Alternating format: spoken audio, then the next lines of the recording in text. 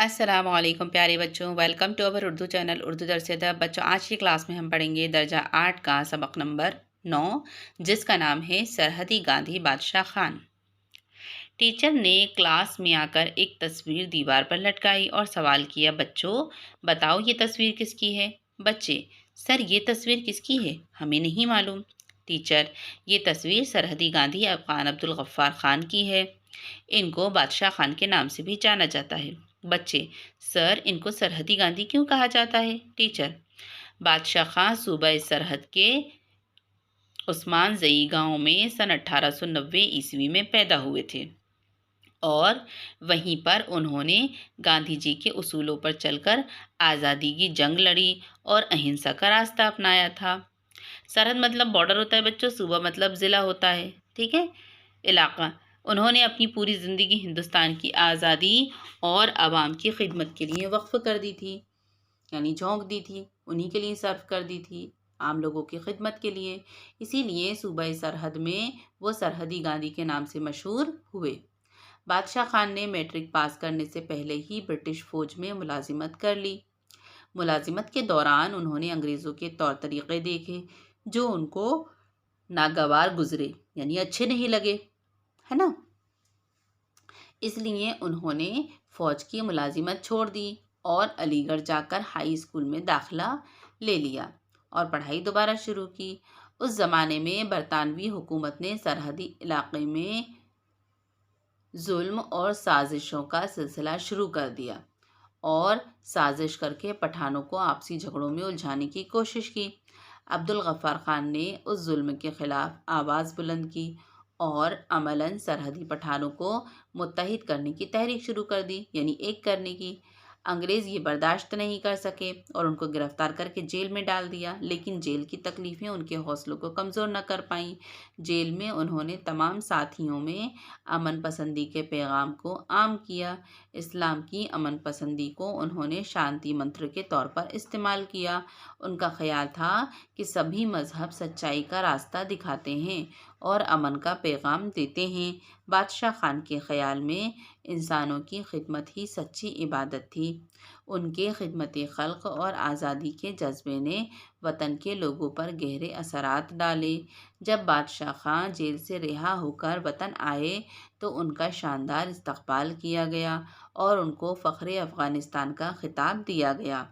सन 1927 में बादशाह खान ने लखनऊ में कांग्रेस के जलसे में शरीक होकर गांधी जी, पंडित जवाहरलाल नेहरू और मौलाना अबुल कलाम आज़ाद से मुलाकात की, उनसे मिलने गए। बादशाह खान ने अहिंसा के उसूलों पर चलकर आज़ादी की जद्दोजहद करने का अज़म किया था।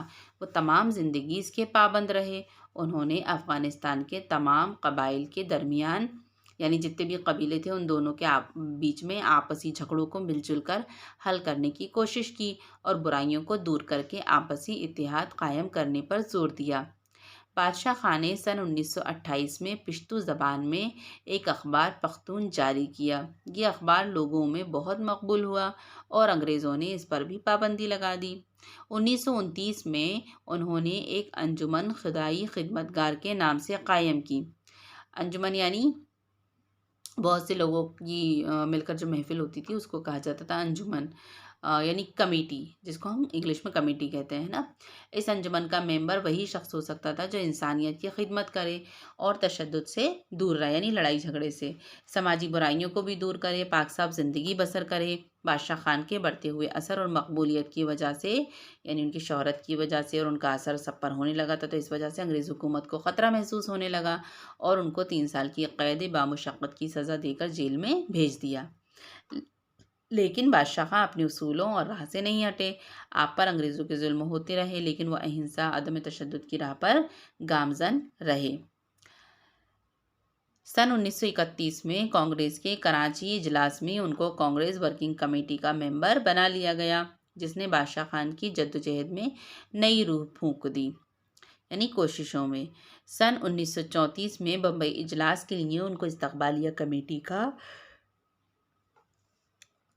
सदर मुंतखब किया गया, यानी हेड, लेकिन उन्होंने इस ओहदे से इनकार कर दिया। और कहा कि मैं खुदाई खिदमतगार हूँ, एक सिपाही हूँ। इस बात से उनका मर्तबा बहुत बढ़ गया।